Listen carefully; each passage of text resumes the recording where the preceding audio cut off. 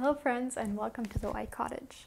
My name is Leni, I am from Germany and I want to live a slower, more self-sufficient and sustainable life.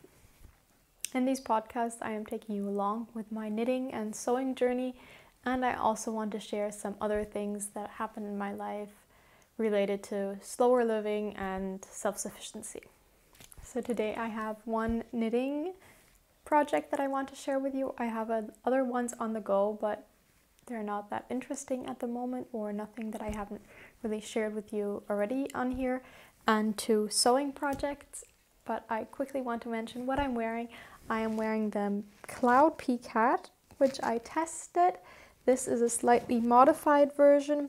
The original version has 1x1 knitting all around. I modified it and to have 2x2 ribbing for the brim and stockinette at the top, but it has these little leaves that I hope you can see. And I just wanted to show it to you today again because the pattern is out now, and if you want to, you can go grab a copy, and I thought it would be nice to wear this. I'm also wearing one version of my Hinterlanddress. I actually went back and changed it a bit. So this one, it has longer sleeves. I had this band at the waist added, so just below here I can maybe put in some footage of me wearing that version. But I did not really like it that way because it looked only good if you were wearing like a belt, and that was not very practical to me. So I just went back, ripped it out, sewed these two together, the bodice and the skirt piece, and just have the normal version of the Hinterland dress. This is actually, I made the sleeves longer than the pattern called for, and I made the skirt also a bit longer. But otherwise, this is the normal Hinterland dress pattern. You can vary it in a lot of ways with the button band. You can either leave it out altogether, make a whole one, or just one for the bodice. There are 3 different sleeve lengths and 2 different skirt lengths, but that is very easy to just alter because it's just a square. You can make longer. You can also make the long sleeves longer.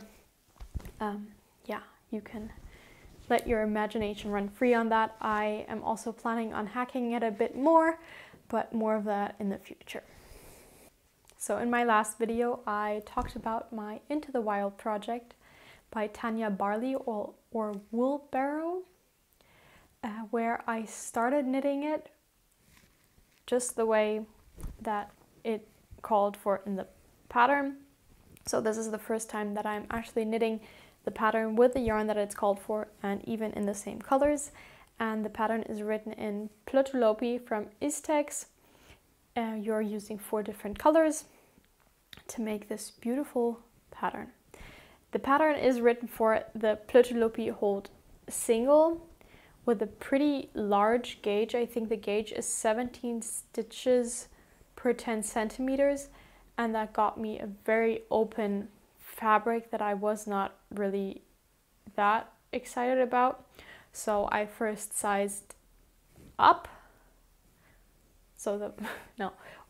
I went down in needle sizes to make the gauge tighter, and to compensate for that I went up in pattern size, but was not really happy with the result. My color work wasn't working out the way that I wanted it to, and I was pretty frustrated. I have tried Colorwork 2 times before in the past, and neither projects have actually worked for me. So this is was my last hope to actually manage Colorwork. At the point that I left you in the last video, I was really frustrated. I wanted to put it up to the side and just wait and come to it at another point in my life. But I can be kind of stubborn, and I wanted that sweater. So I went back and tried to find a solution. And I actually did. I finally figured out a way for me to knit Colorwork that works without any bunching up, without any tension problems. I am in love. So what I did, I obviously searched on YouTube for some recommendations, and there are a lot of recommendations, and one that worked out for me is just catching the floats. Just catching pretty much every float there is. At the beginning, I did not leave any float longer than 1 stitch. After a while I loosened up to leaving it for 2 stitches, and I found a video that showed you a way to catch the floats pretty easily and nicely so that they also do not shine through. So to catch the float, you just lay over the color that you want to catch over the stitch that you will be knitting, and then knit with your color that you will be knitting normally, or in the way like you would knit when you knit 2 together. I hope that makes sense. After that, you just put the color which you caught back and keep on knitting, and then you will have your float caught in a really nice way, in my opinion. And this is what my sweater looks like at the moment. I think it turned out beautifully. There's no bunching in the color work, or very, very little. At the top you can kind of see it, some colors shining through, but I think that's due to me like catching floats right before I would knit with the color that I just caught the float of. I hope that makes sense. And due to that, the yarn just moves in a way that lets it shine through. So after a while I stopped that, and here at the bottom, you don't focus. You don't really have that problem anymore. So my floats, or my non-floats, the inside of my sweater looks like this. I don't have any beautiful floats to show you. I mean, they do look gorgeous, but I prefer a sweater that looks gorgeous on the outside to the inside, so I don't really mind. It is a bit, obviously it is a bit more work, but after a while you get into a rhythm. Another alteration I made, I actually made the collar. This time it worked. I made that in a 2x2 stitch. I just prefer that one. And the problem that I have with a lot of yoke and raglan sweaters is that the yoke is too deep. It comes down to, I don't know, here or something, and when I move around the whole sweater, and I just don't like it. I just don't like it. And I was expecting the same with this sweater. So to prevent that problem from happening, I decided to, the original pattern calls you to actually start your, I have to like knit half of the sweater so I can try it on and then show you better. So the way that I like to try on my sweaters, because I do have these barber cords, as you can see here, for the sleeves, but I think it's always a hassle to get the knitting on those cords and then get it off again, because it does not really work with me to just like pop it on the front of the needle and pull it through. So my version is, if I have 2 needles, I have these fixed circular needles. If I have 2 in the same strength or same width, I just knit half of the sweater with 1 needle, so then I have a larger circumference to work with, and then I can try them on.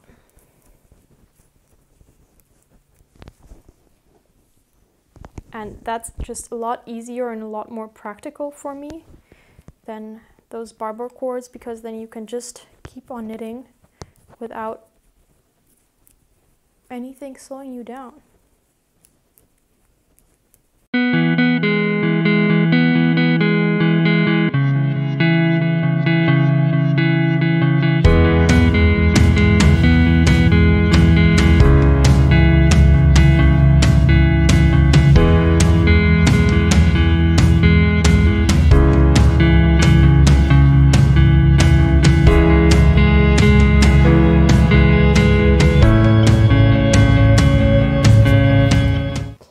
So the pattern calls for you to stop or separate for the sleeves after the color work, which would mean on me that would be down here, and the yoke would have been really, really deep.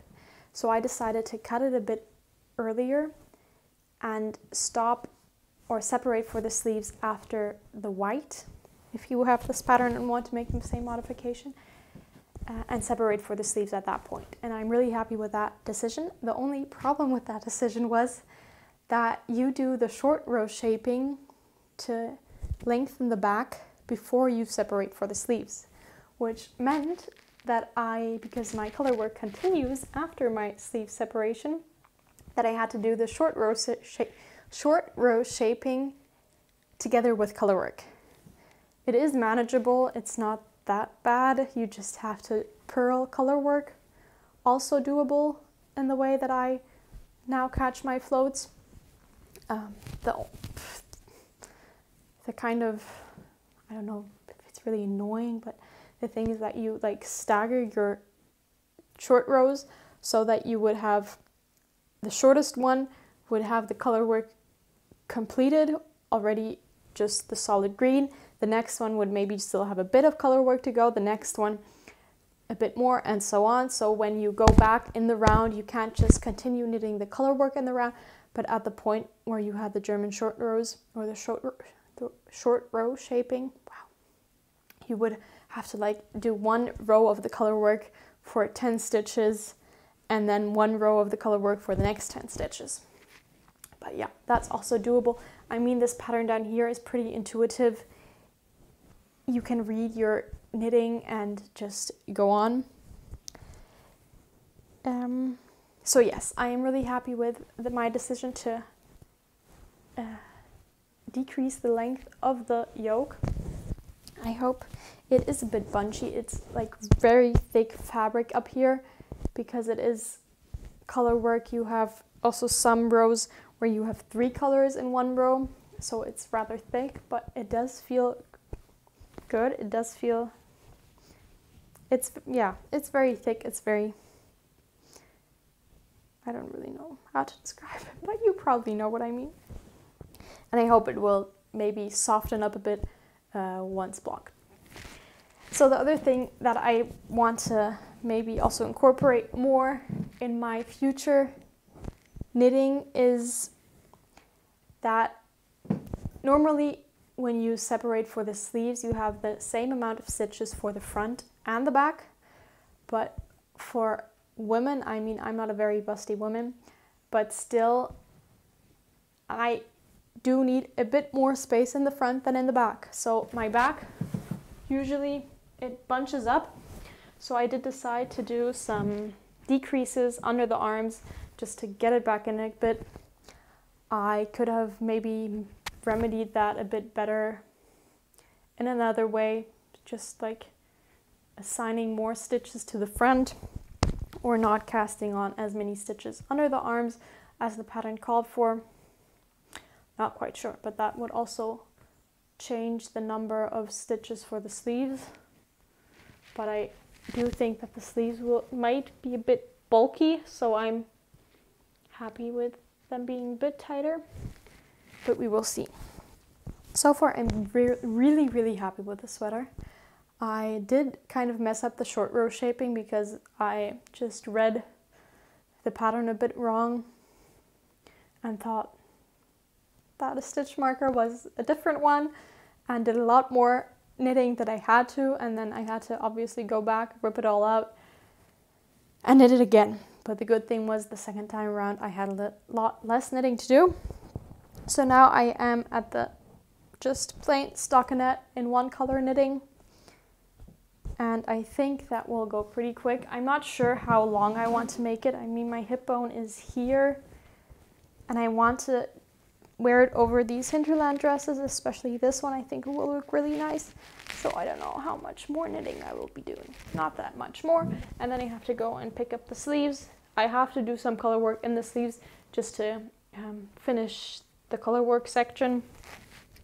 But I also think that that will be really manageable. I hope this won't be too bunchy when you wear it, because it is a lot of fabric up here. It's pretty dense, but I think this will be so nice and warm for the winter. And I love the colors. I love this green. Okay, so now I am too lazy to take this off again, so you will just have to watch me doing the rest of my podcast wearing this Into the Wild sweater. So as I said, that was all the exciting knitting that I have been doing this past 2 weeks, I think it has been.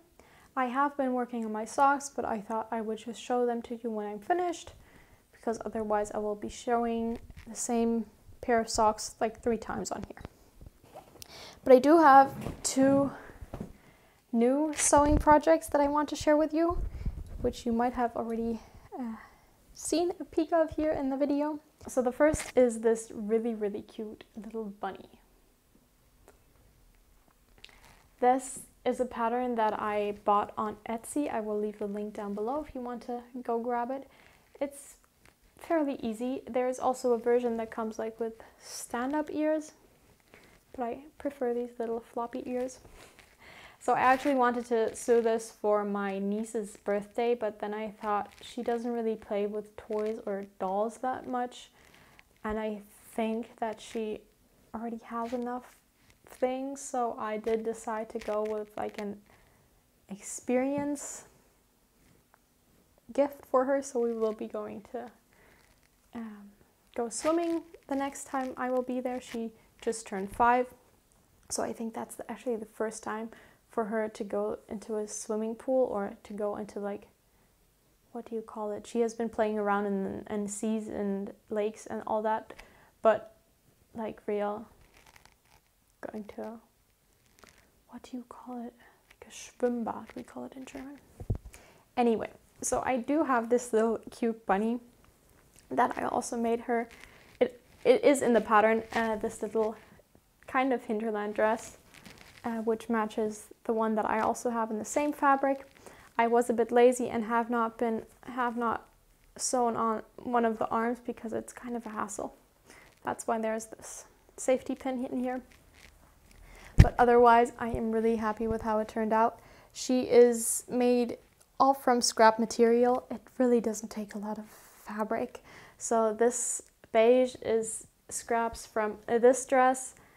This pink is leftovers from my cropped hinterland top, and obviously this is leftover from my other hinterland, my red hinterland dress. It's a very quick and really, really cute pattern. She also comes with a hat, and I think there's a pair of trousers in there too. And I think you could also maybe knit her some really, really cute little accessories.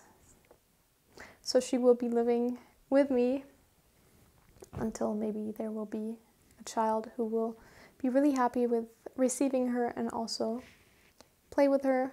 And I think this is just a really cute option as a gift, and you can, I have like fuzz all over me, and you can always make some new accessories, and I just really think that's cute. I think I would really have enjoyed having a little bunny like this when I was a little girl, and I still am happy to have her now.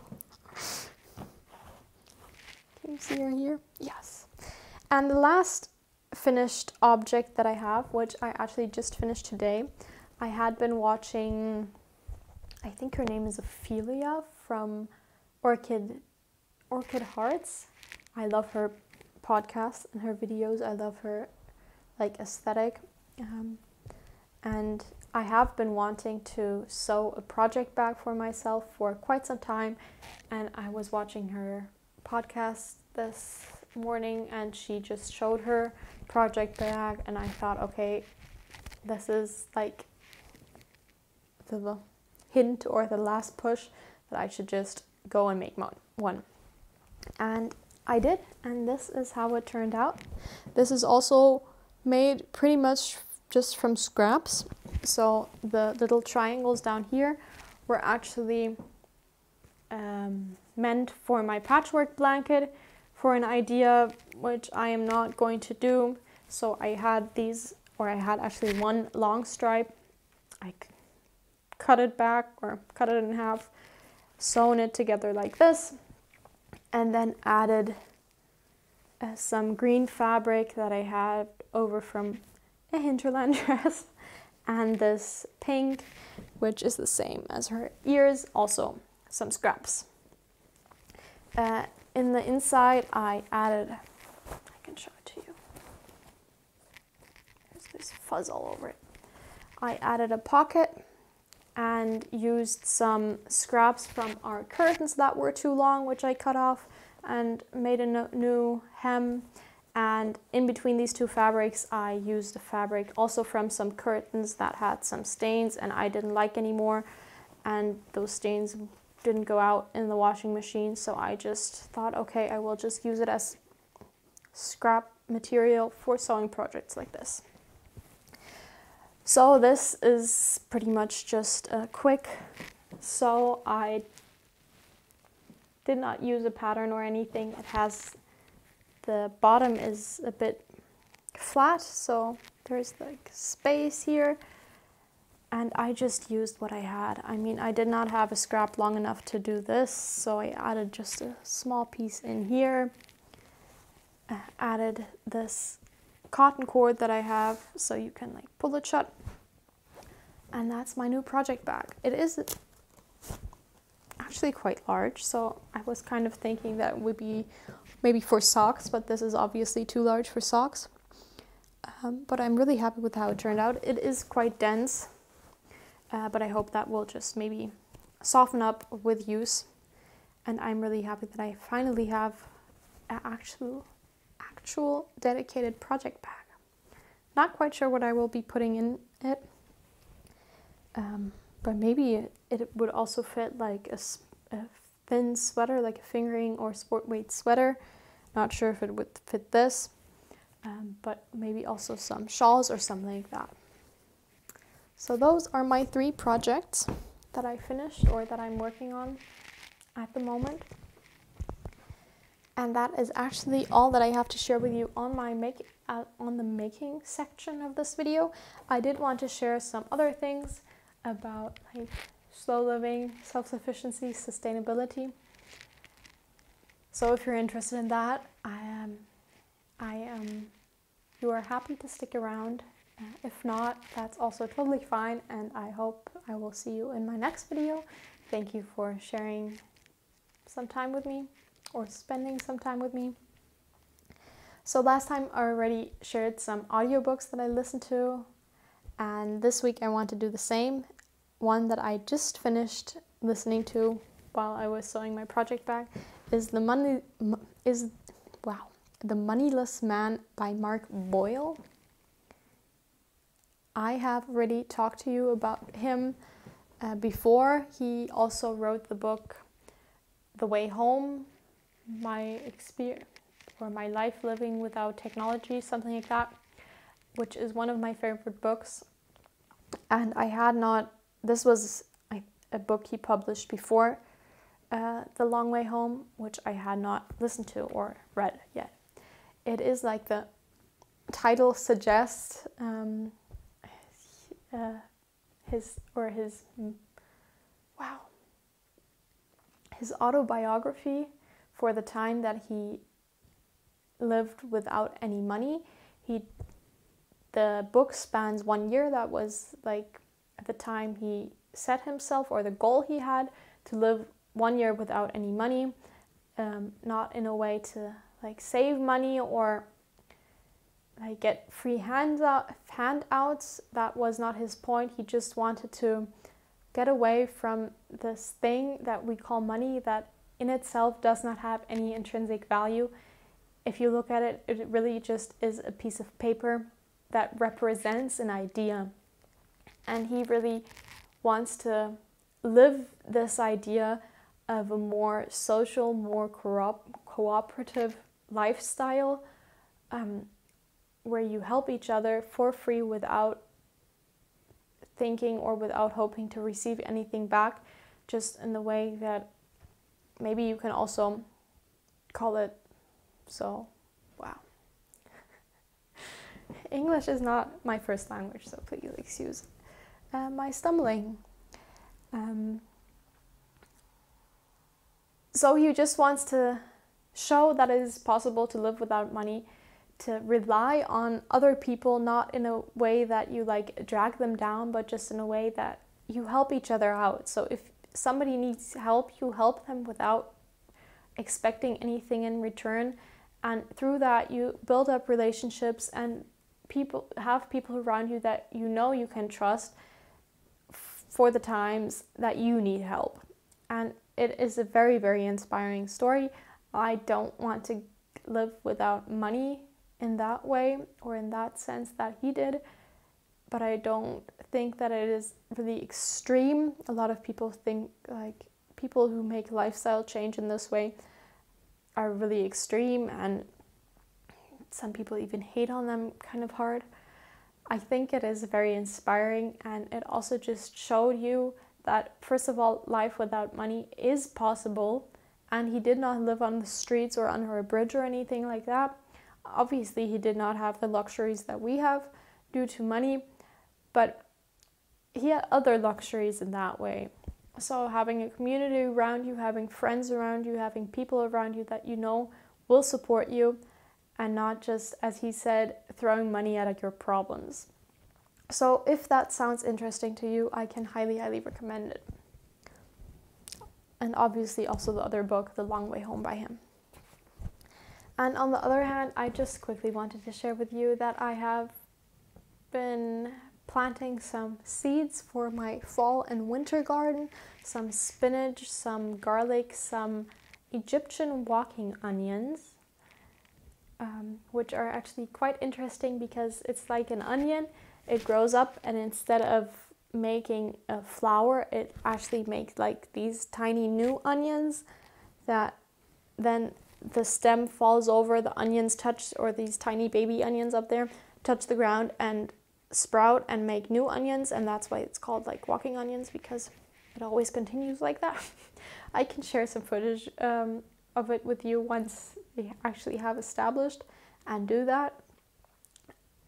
So I just wanted to share that with you, maybe because just to show you that, or tell you that there's also, in the wintertime, there's also plants that don't have any problem with being frozen, and once it thaws, you can harvest them, or they keep growing. So that would be spinach, some winter salads, garlic.